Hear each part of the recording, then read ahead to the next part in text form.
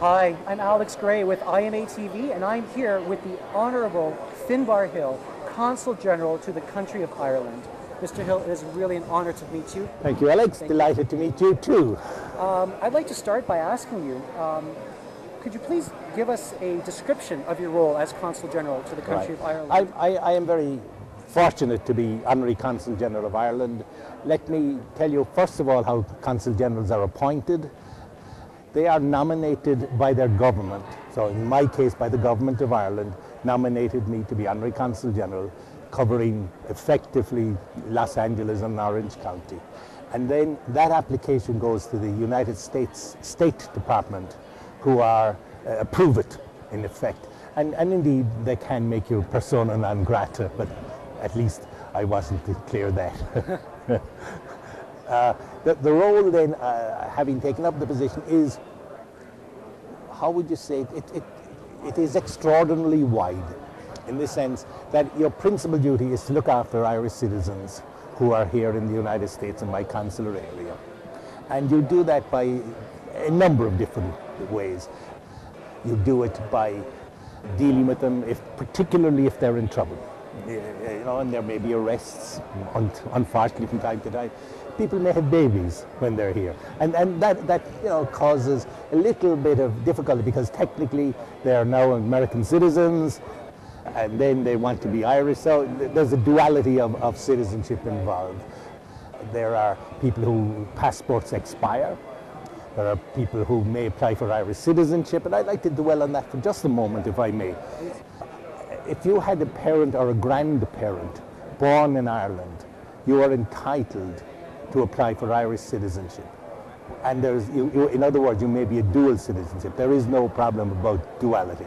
I encourage it for younger people, particularly if they want to work in Europe, because with an Irish passport, they have access to all the European Union without the necessity of a visa or a work permit. So it's very beneficial for younger people. Then we deal with visa applications of people who, Americans themselves, can go to Ireland for up to 90 days without a visa, but there are a lot of people here who have green cards from other countries, the Philippines, China, etc. They require visa, so we deal with those applications as well. I think then, in addition to that, we have Irish agencies, the Industrial Development Authority, who are responsible for inward investment into Ireland, and they have been extremely successful. We have 120,000 Irish people working with American companies, very important to the economy of the country. And they have played a huge part, but they're also very profitable from an American point of view, because we have the lowest tax rate in Europe. So if they're making profits in Ireland and they're expanding, they can use the profits. We have a 12.5% tax rate. The American is 35, 36. So, the differentiation that can be used for expansion, which can be very beneficial for American companies. Then we have the Enterprise Ireland, are the company tasked with expanding indigenous Irish industries abroad. We help those when we can. The Irish Film Board, who promote the filmmaking in Ireland. And last but by no means least, Tourism Ireland are a very big body who promote tourism into Ireland, and we work with them in promoting it, particularly here on the West Coast. Wow. It's quite a roster of activities. And you do it all for nothing. Yeah. I would say it's for nothing, but... Oh yeah, we do. I don't, there is no salary attached to what I do. Wow, really? Yeah. Fantastic. Yeah, fantastic. And my next question then, on the heels of this, is do you use any forms of internet marketing in your role as Consul General of Ireland? And if so, what are they and how have they been helpful? Well, yes, we do use the internet. All government departments have websites, so that all their departments and the workings of their department are interesting. One of the ways I was thinking of coming over is, for years, if the government were issuing a press release and it was important, they would put an embargo for publication on it for certain, so they'd send it out to the Press Association, the Irish newspapers, etc. But they would say embargoed until. Now, unfortunately, world being what it is, sometimes those were leaked. But now with the internet, you can just press a button and inform all the people at the same time. So that's very beneficial.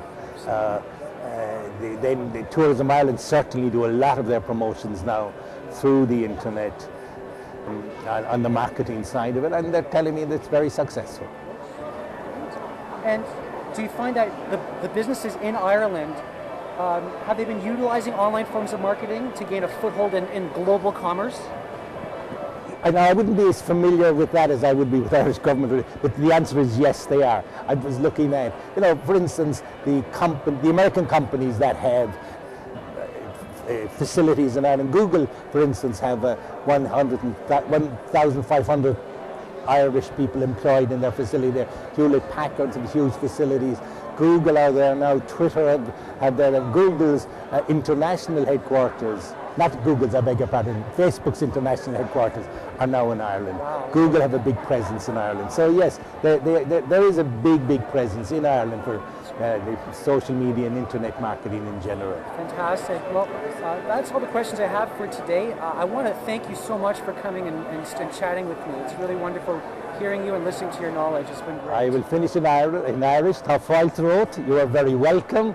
Thank you very much indeed. Thank you so very much. Thank you. This is Alex Gray with IMA TV, and we'll see you at the next interview. Thank you. Thank you so much. How did I?